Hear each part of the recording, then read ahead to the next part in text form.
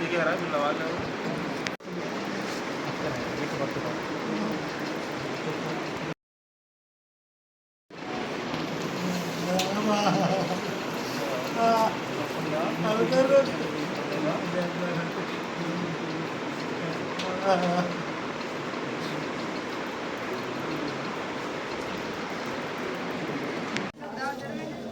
ముందుగా అందరికీ జై భీమ్.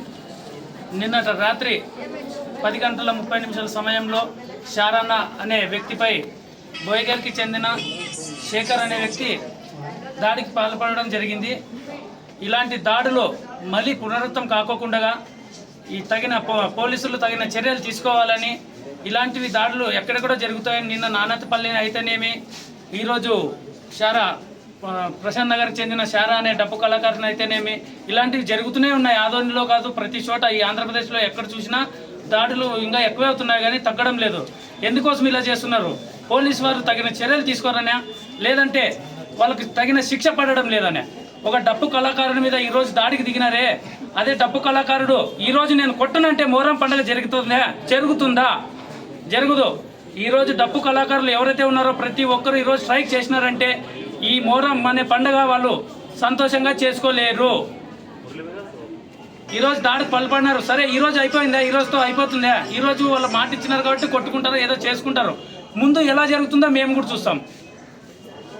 ఇలాంటి దాడులు దయచేసి ఇలాంటి దాడులు చేయకోకుండా శాంతియుతంగా, పండుగ అనేది శాంతియుతంగా సంతోషంగా జరుపుకునే పండుగ కాబట్టి ఏ పండుగ అయితేనేమి సంతోషంగా చేసుకోవాలి. కాబట్టి ఆ దాన్ని దృష్టిలో ఉంచుకొని ప్రజలు ఎవరైతేనేమి బీసీ వర్గమనే కాదు, ఇంకొక వర్గమనే కాదు, ప్రతి వర్గాలు ఆలోచించాల్సింది ఒకటే. అందరము మనం ఒకటే మనుషులమే, మృగాలం కాదు. దయచేసి ఇలాంటి దాడులకు పాల్పడద్దండి.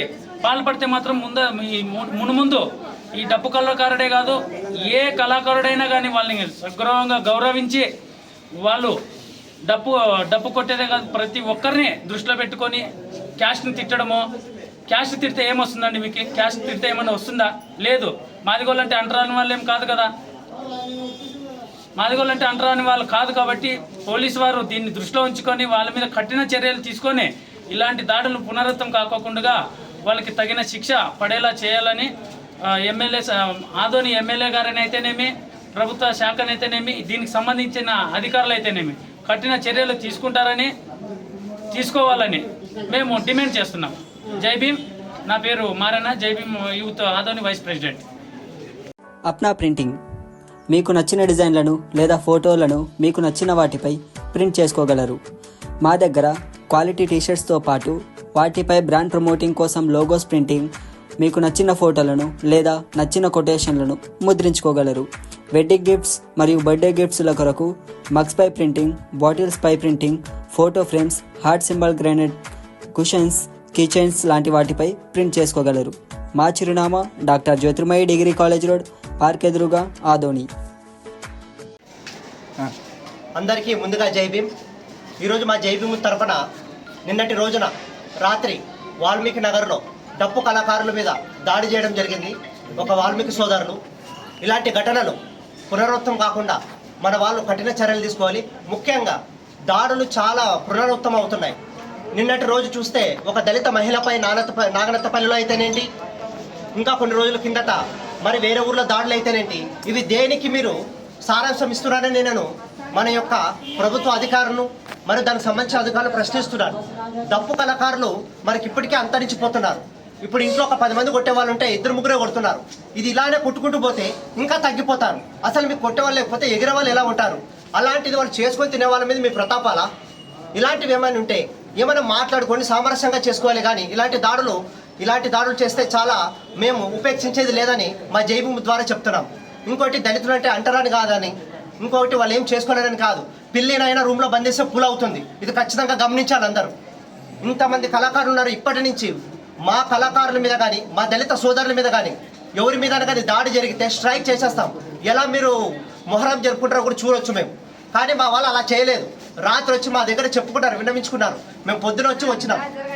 ఇంకోటి ఇప్పటి నుంచి చెప్తున్నాం, ఇలాంటి చర్యలు మా ఆదోనిలో కానీ ఆదోని మండలం కానీ జరగకుండా డిపార్ట్మెంట్ వాళ్ళు కానీ తగిన అధికారులు కానీ దాని మీద చర్యలు తీసుకోవాలి. ఇలాంటివి జరిగితే ఖచ్చితంగా మేమైతే ఉపేక్షించేది లేదని మేము జైభూమి ద్వారా చెప్తున్నాం. ఇంకొక విషయం ఏమిటంటే ఇలాంటి పునరుత్వం కాకుండా ప్రతిసారి నిన్న కూడా మన ఎమ్మెల్యే సార్ గారు కూడా చెప్పారు. బట్ ఆయన వచ్చి 2 months అయింది. బట్ ఇలాంటివి ఆయన చెప్తూనే ఉన్నారు, శాంతియుతంగా ఉండండి అని. బట్ శాంతియుతంగా చెప్తే కాదు, ఖచ్చితంగా దాని మీద చర్య ఉండాలి. ఇప్పుడు ఫర్ ఎగ్జాంపుల్ ఏదైనా కానీ ఇప్పుడు మొహరం జరుగుతుందంటే అక్కడ కట్టించడానికి ఒక డిపార్ట్మెంట్ ఉండాలి, ఉంటేనే కదా.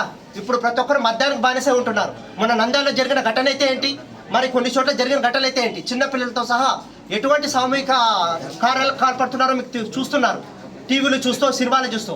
సో అలాంటివి జరగకుండా మళ్ళీ ఇలాంటి కొత్త వస్తున్నాయి. అసలు దీన్ని దేనికోసం చేస్తున్నారు? కొద్దిగా మనం మనుషులం, జ్ఞానాన్ని అజ్ఞానంతో కప్పిస్తున్నారా? కొద్దిగా మనం జ్ఞానంతో ఆలోచించండి. మనమంతా మనుషులం, ముగ్రాలం కాదు. సో కాబట్టి ప్రతి ఒక్కరు ఏదైనా ఉన్నా కానీ సామరస్యంగా మాట్లాడుకోవడమో ఏదైనా ఒకటి చేయాలి. కానీ ఇలాంటి దాడులకు పాల్పడకండి. అది ఏ వర్గం వారైనా కూడా మా జైభూమి వాళ్ళు ప్రతి ఒక్కరికి సపోర్ట్ చేస్తుంది. బట్ దీనినైతే మేము దీంతో వదిలిపెట్టేది లేదు. దీని మీద కఠినంగా చర్యలు తీసుకుంటాం. తగిన అధికారులు కూడా చర్యలు తీసుకోవాలని మా జైభూమి ద్వారా కోరడం జరుగుతుంది. నా పేరు ఎం సురేష్ బాబు, ఆదోని జైభూమి ప్రెసిడెంట్.